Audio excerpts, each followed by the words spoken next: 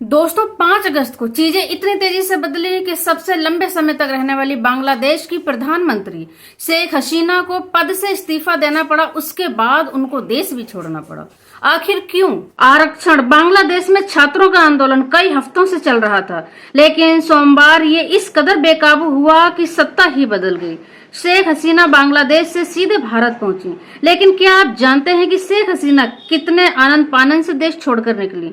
तो चलिए इसकी स्टोरी हम आपको बताते हैं कि बांग्लादेश के प्रधानमंत्री शेख हसीना को सोमवार को देश छोड़ने के लिए 45 मिनट का टाइम दिया गया था। ये वो समय था जो सेना ने उन्हें दोपहर में दिया था और कहा कि देश छोड़कर चली जाओ। ये उस दिन की बात है जब बांग्लादेश के तत्कालीन प्रधानमंत्री तमाम विरोध प्रदर्शनों के बाद भी उनके पद से इस्तीफा देने से इनकार कर रही थी। तो उनका कहना था कि चाहे कुछ भी हो जाए वो अपने पद से इस्तीफा नहीं देंगी।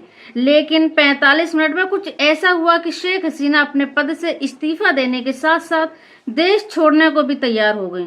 ये सब हुआ एक फोन कॉल की वजह से। किसका था वो फोन कॉल? किसका था? किसने उनको पद से इस्तीफा देने के लिए कहा? तो चलिए बताते हैं। दरअसल बांग्लादेश सेना के 2 गुट हो गए थे। सेना के बड़े अधिकारी शेख हसीना के पक्ष में थे, लेकिन जूनियर अधिकारी शेख हसीना के खिलाफ थे। और इन सब के बीच शेख हसीना ऐसे फंस गई कि उन्हें अपना देश ही छोड़ना पड़ा।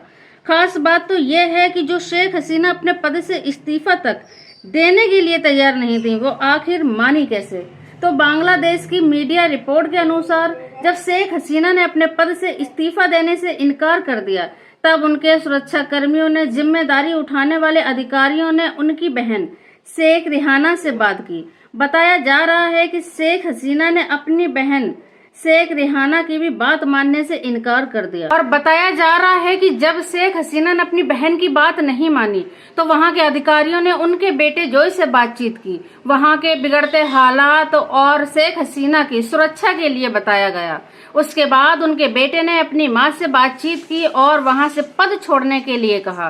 बेटे की बात से ना इनकार कर पाई शेख हसीना ने पद से इस्तीफा भी दिया और वहां से देश छोड़कर भारत भी पहुंच गई।